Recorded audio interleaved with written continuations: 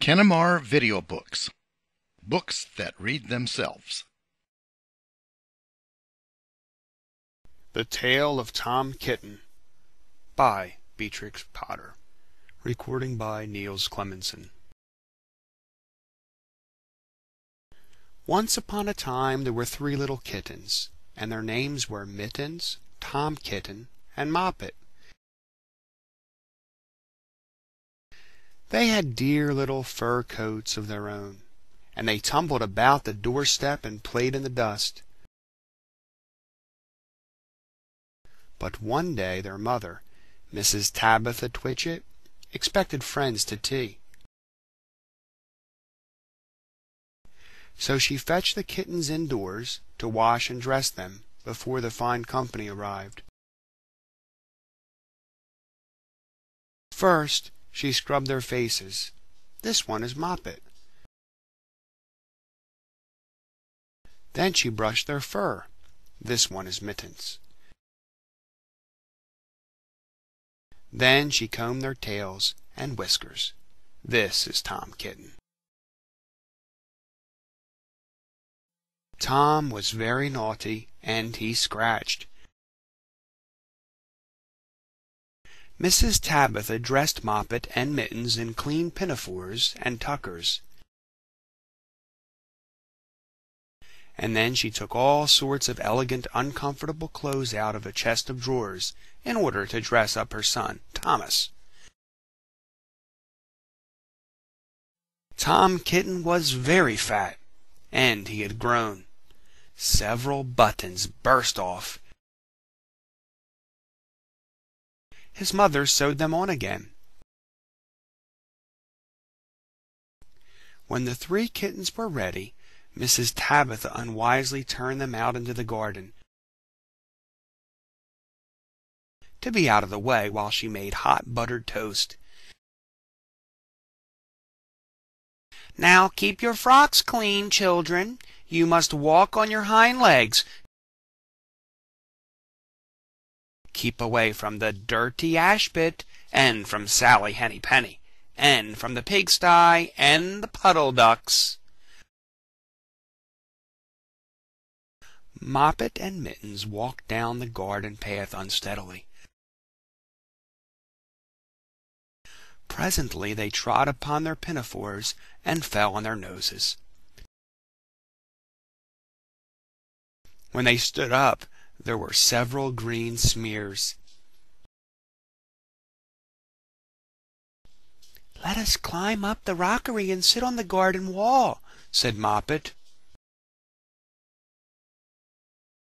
They turned their pinafores back to front and went up with a skip and a jump. Moppet's white tucker fell down into the road. Tom Kitten was quite unable to jump when walking upon his hind legs in trousers. He came up the rockery by degrees, breaking the ferns and shedding buttons right and left. He was all in pieces when he reached the top of the wall. Moppet and Mittens tried to pull him together. His hat fell off, and the rest of his buttons burst. While they were in difficulties, there was a pit-pat, paddle-pat, and the 3 puddle ducks came along the hard high road, marching one behind the other and doing the goose step, pit-pat, paddle-pat, pit-pat, waddle-pat. They stopped and stood in a row and stared up at the kittens. They had very small eyes and looked surprised. Then the 2 duckbirds, Rebecca and Jemima Puddle Duck, picked up the hat and tucker and put them on. Mittens laughed so that she fell off the wall. Moppet and Tom descended after her. The pinafores and all the rest of Tom's clothes came off on the way down. "Come, Mr. Drake Puddle Duck," said Moppet. "Come and help us to dress him. Come and button up Tom."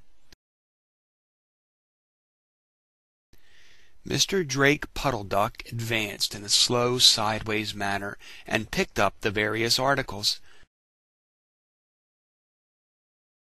But he put them on himself.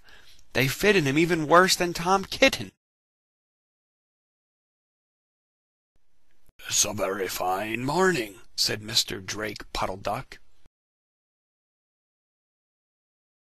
And he and Jemima and Rebecca Puddle Duck set off up the road,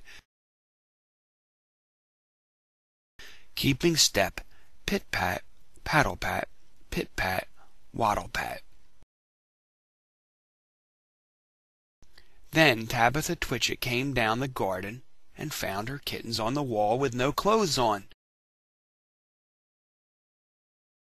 She pulled them off the wall, smacked them, and took them back to the house.